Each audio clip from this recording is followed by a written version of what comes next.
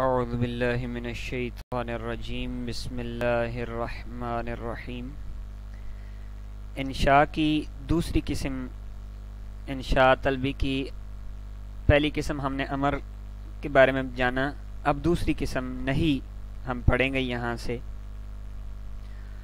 وہ کہتے ہیں وَأَمَّا النَّهْيُ فَهُوَ طَلْبُ الْكَفِّ عَنِ الْفِعْلِ عَلَى وَجْهِ الْإِسْتِعْلَاءِ وَلَهُ صِيغَةٌ وَاحِدَةٌ وَهِيَ الْمُضَارِعُ مَعَ لَا النَّهِيَّةِ كَقَوْلِهِ تَعَالَى وَتُفْسِدُوا فِي الْأَرْضِ بَعْدَ إِصْلَاحِهَا۔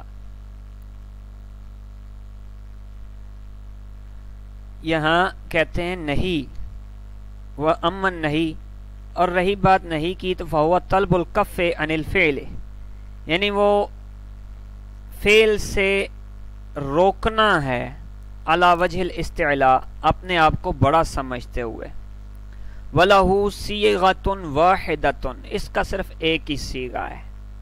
وَهِيَ الْمُضَارِعُ، اور وہ صیغہ کیا ہے؟ وہ مضارعہ کا صیغہ ہے، مَعَ لَا النَّهِيَّةِ، کہ اس کے اوپر لائے نہیں لگا ہوا ہے۔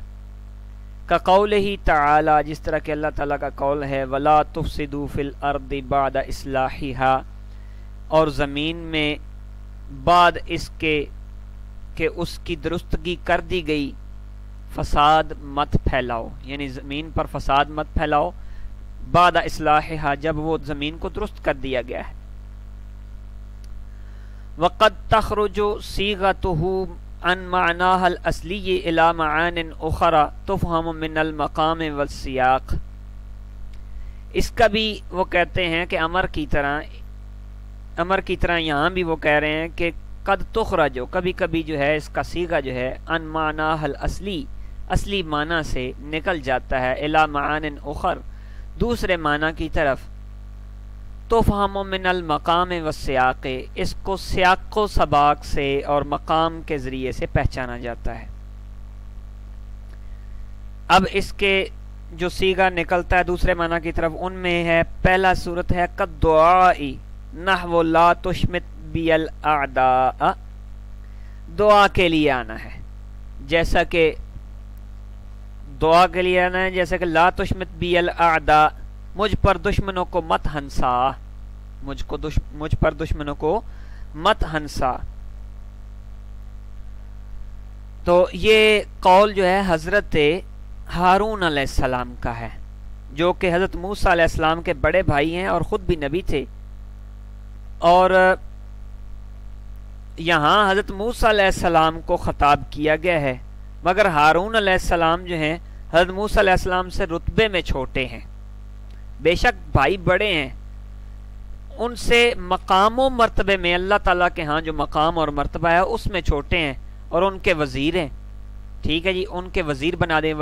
حضرت موسیٰ علیہ السلام نے دعا کی تھی نا، یا اللہ میرے بھائی کو میرے لیے وجعل لی وزیراً، میرے لیے جو ہے وزیر بنا دے، تو وہاں وہ اللہ پاک نے آپ کو وزیر بنا دیا۔ تو اب یہ چھوٹا مقام ہونے کی وجہ سے، بے شک بھائی بڑے ہیں لیکن مقام و مرتبے میں چھوٹے ہیں، اس لیے حضرت موسیٰ علیہ السلام سے دعا کر رہے ہیں، استدعا کر رہے ہیں کہ آپ میرے اوپر دشمنوں کو مت ہنسنے کا موقع دیجئے، دشمنوں کو میرے اوپر مت ہنسنے کا موقع دیجئے،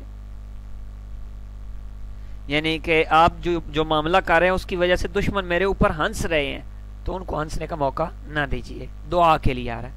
والالتماس، میں یہ ساتھ ساتھ ان کی علیحدہ علیحدہ وضاحت کر رہا ہوں ہر ایک کی، اس کا مقصد یہ ہے کہ تاکہ آپ تمام طلبہ و طالبات کو بات کی سمجھ آ جائے کہ یہ بات کیا ہو رہی ہے، آپ خالی اندھا رٹانا نہ لگاتے رہیں، آپ کو بات کا بھی پتہ ہو، اس لیے تھوڑی تھوڑی بحث زیادہ کر رہا ہوں۔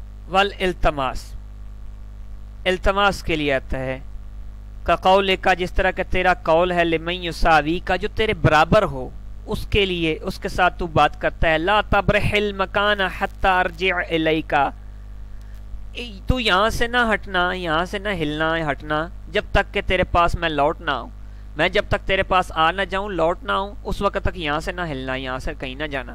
یہ آپ کسی برابر والے کو کہہ سکتے ہیں، کسی بڑے کو نہیں کہہ سکتے، اپنے برابر والے کو کہہ سکتے ہیں۔ تو جب یہ قول آئے گا تو فوراً پتہ چل جائے گا کہ یہ کوئی برابر والا ہے جس کے بات کر رہا ہے۔ تو اس کے لیے یہ قول استعمال ہوتا ہے.